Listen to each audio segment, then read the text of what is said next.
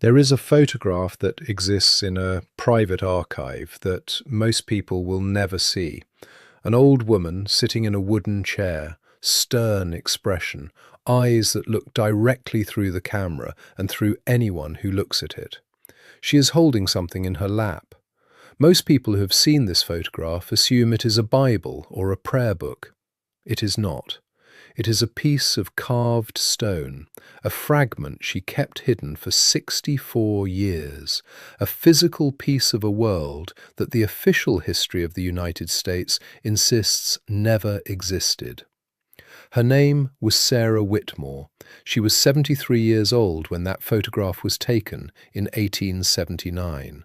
She was 9 years old when her entire city disappeared underground in a single night.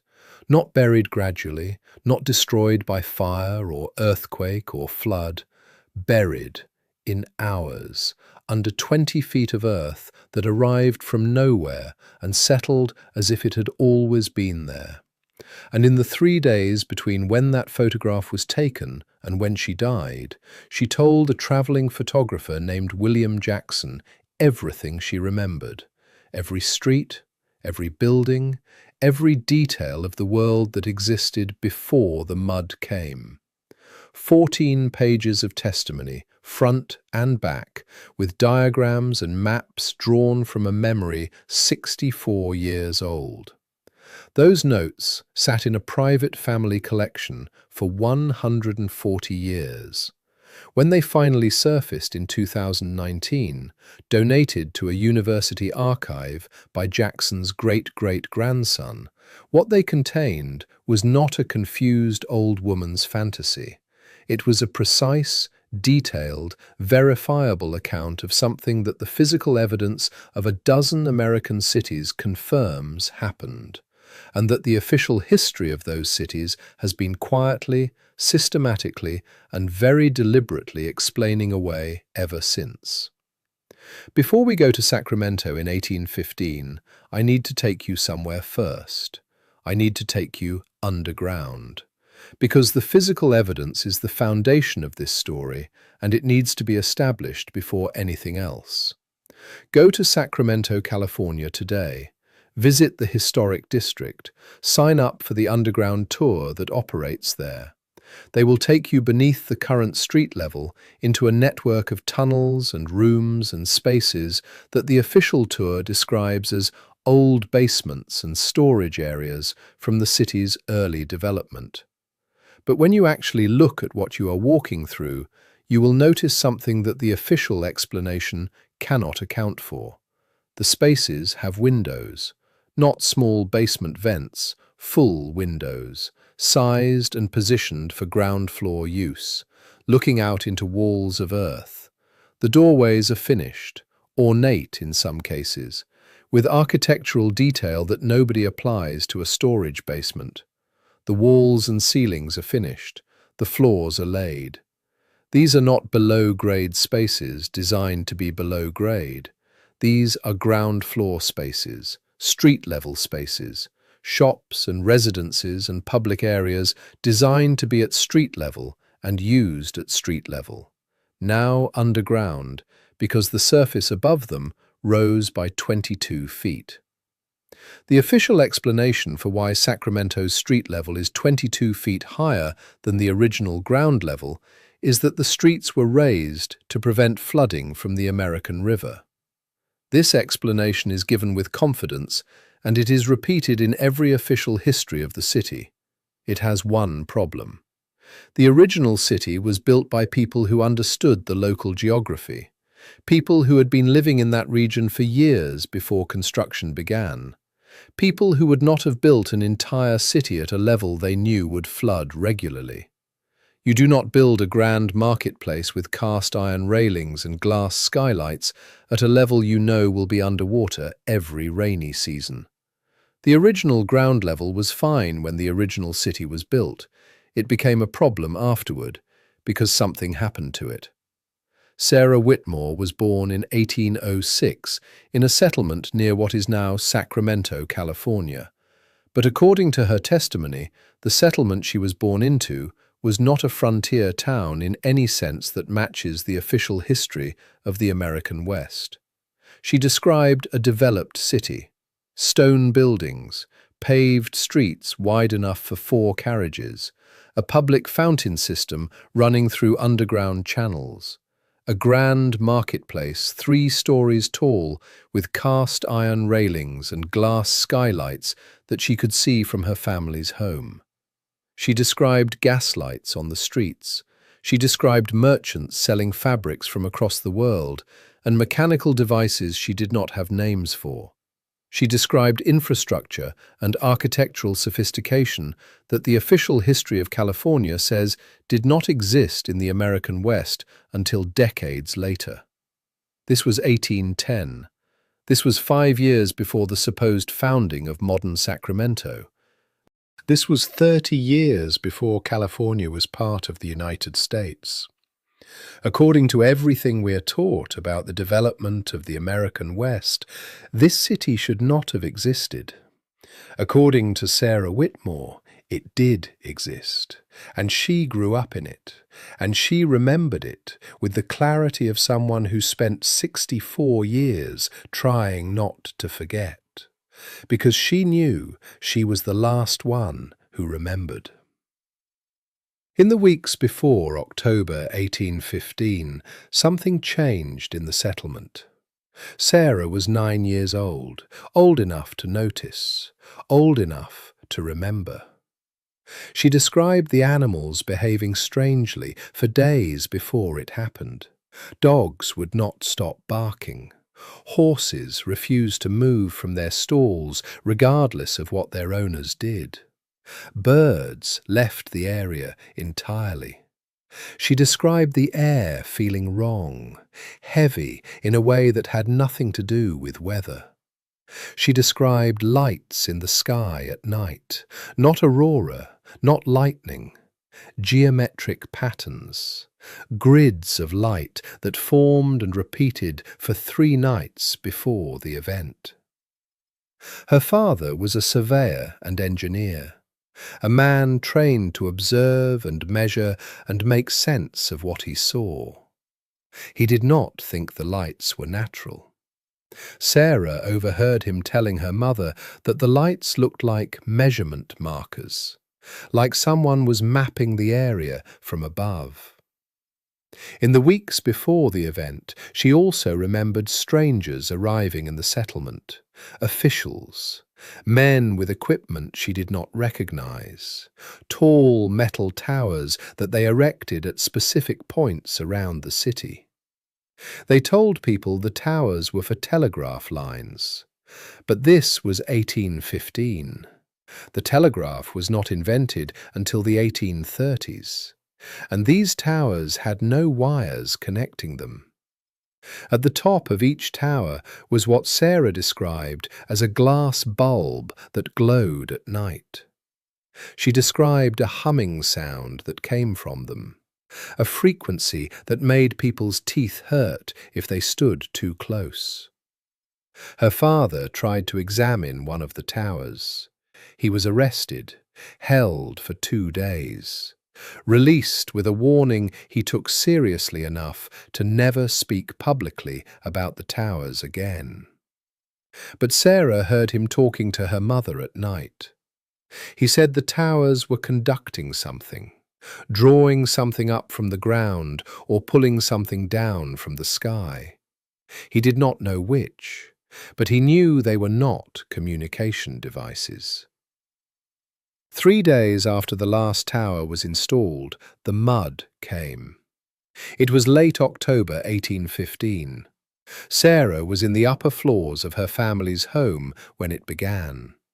She remembered the air pressure changing suddenly, then the ground shaking, not violently, a deep, sustained trembling, then sound from the street below. Not the sound of a flood or a river breaking its banks, the sound of earth moving, thick and fast and massive. She went to her window. The first 2 floors of her building were already gone, submerged in a wall of moving earth that was still rising. The street was gone. The marketplace across from her house was gone. Only the tops of the tallest buildings were still visible above the surface of what was covering everything. It was not water. It was not mud in the sense of water-saturated soil. It was earth, moving like a liquid, thick and fast, and covering everything it touched. She described it as a wave, but made of ground, not water. She watched people on rooftops, saw others trying to dig their way out of upper windows, saw the material continue to rise around everything it had not yet covered. Then it stopped, and then it hardened. Sarah said it did not dry slowly the way mud dries. It compressed, rapidly, as if the normal geological processes that produce compressed sediment over thousands of years were happening in hours. By the time night fell, her third-floor window was at street level. 20 feet of earth had appeared and settled in a matter of hours. And outside her third-floor window was a new ground, flat, solid, as if it had always been there. The city below her was gone. The marketplace was gone. The fountain system was gone. The paved streets and the gaslights and the cast-iron railings were gone. Everything below the new ground level was simply gone, buried, sealed under 20 feet of compressed earth. The survivors were the people who had been in upper floors, on rooftops, above the new surface. They were stranded on top of a world that no longer existed below them. And Sarah said the response to what had happened was not rescue. It was not investigation. It was not the organized emergency response that a catastrophic event affecting thousands of people should produce. The response was reorganization. Within 2 weeks of the event, men arrived in the settlement, not to help survivors, not to attempt to excavate the buried structures. They arrived with documents, property deeds, new property deeds dated before the mud event, claiming ownership of land that had belonged to families now displaced. When survivors produced their own ownership documents, they were told those records had been destroyed in the disaster, that the new deeds were the only legally recognized documents. Sarah watched families lose everything, not just their homes buried under 20 feet of earth, their legal right to the land itself. The new property holders were people who had not been in the settlement before the event. People who arrived after with documents that somehow survived a catastrophe that supposedly destroyed everything else. One man Sarah specifically remembered. Tall, well-dressed, foreign accent she could not place. He arrived 2 weeks after the event with a team of workers and a stack of those new property deeds. He moved with purpose, like he knew exactly what to do, like none of what he was doing was improvised, like he had been here before the event happened and had known what the event would produce. This is where Sarah's testimony connects to something much larger than Sacramento, because what she described was not an isolated event. Travelers who arrived in the weeks after the Sacramento burial brought reports. San Francisco buried, Portland buried, settlements up and down the Pacific coast either destroyed entirely or buried to their upper levels. And in Jackson's notes, Sarah mentions something she had heard from survivors who came from further away. The same thing had happened in other parts of the world, not years later, at the same time. Within the same window, 1811 to 1816, the same phenomenon across multiple continents. In London, a woman named Margaret Cole wrote to her sister in 1823, describing how the old streets of Westminster had been buried and rebuilt at a new level.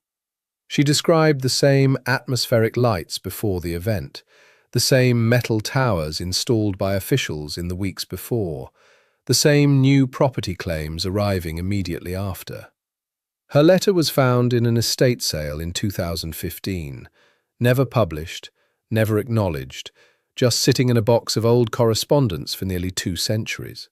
In St. Petersburg, a Russian engineer named Dmitry Volkov kept a journal documenting the installation of strange equipment around the city in 1812. Towers with glass components, officials with orders overriding local authorities. Then, a mud event in early 1813 that buried the lower city. His journal entries stop abruptly. The next entry is in different handwriting, someone claiming he had died of illness. Handwriting analysis has since shown the final entries were forged. Someone needed his documentation to stop. In Shanghai, property records show mass redistribution of land in 1814. Hundreds of deeds transferred from old families to new owners, all dated just after what local records describe only as the settling. No explanation, no details, just sudden, massive transfer of wealth and property to people who had not owned it before.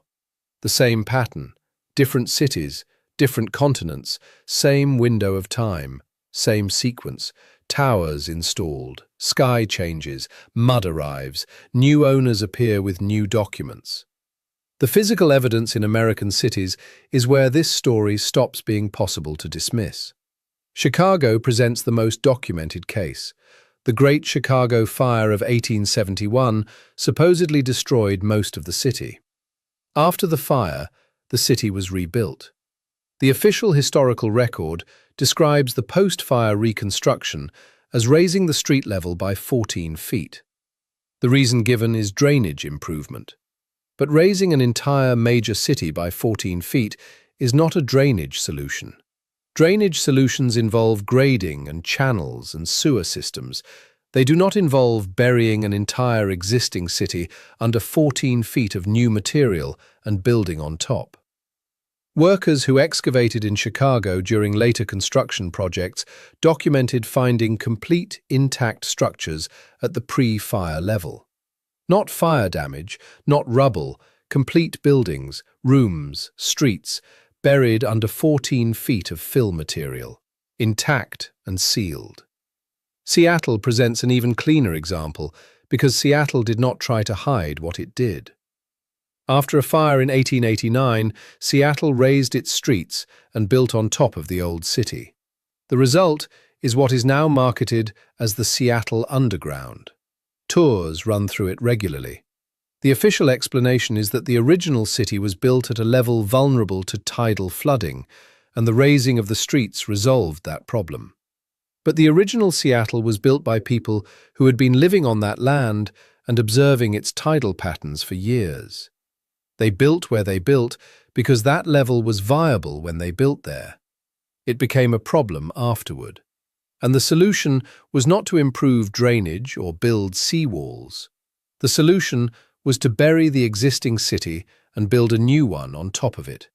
Exactly as Sarah Whitmore described happening in Sacramento 60 years earlier. Sarah drew a map for Jackson, from memory. 64 years after the events she was describing, she drew the layout of the old city, the streets that no longer existed above ground, the location of buildings, the route of the underground fountain channels, the position of the old marketplace. Jackson included that map in his 14 pages of notes. It has been compared to modern archaeological surveys of underground Sacramento. The correspondence is not approximate, it is specific. The streets where she said they would be, the buildings in the positions she described, the fountain channels running in the pattern she drew. Modern surveys have confirmed underground structures in Sacramento at depths and locations that match Sarah's testimony with a precision that cannot be explained as coincidence or false memory. That is not the recollection of a confused, dying woman. That is accurate testimony. That is a primary source describing physical reality that can be independently verified. Sarah mentioned during her conversation with Jackson that a group of survivors had tried to document what happened. They compiled a ledger, names of the officials who arrived after the event, descriptions of the equipment, copies of the old property deeds they had managed to hide, testimonies from multiple witnesses. They planned to present this to higher authorities and demand investigation. That ledger disappeared, along with the families who created it. Sarah said they were found dead in their homes, all of them, within a week of each other. Official cause listed as typhoid, but there was no typhoid outbreak, no other cases, just those specific families, the ones who kept records, the ones who would not accept the new story. The message was clear. The remaining survivors stopped talking, taught their children to forget, and within 2 generations, the old cities became stories that nobody believed. Sarah Whitmore died 3 days after William Jackson took her photograph, October 1879. She is buried in an unmarked grave outside Sacramento, no headstone, no record. She knew she was dying when she finally spoke to Jackson. She had kept her silence for 64 years because she had seen what happened to the ones who did not. She broke that silence because she understood something that the people who orchestrated the cover-up apparently did not fully account for. That a precise enough testimony, documented carefully enough, would outlast both the witness and the suppressors. That the physical evidence buried under 22 feet of Sacramento earth would eventually be found. That the underground spaces in Chicago and Seattle and San Francisco would eventually be entered and documented. That the letters of Margaret Cole and the journals of Dmitry Volkov would eventually surface in estate sales and archives. That one day, someone would have enough pieces to see the pattern. Not the individual events that could each be explained away separately, the global, simultaneous pattern that cannot be explained away at all.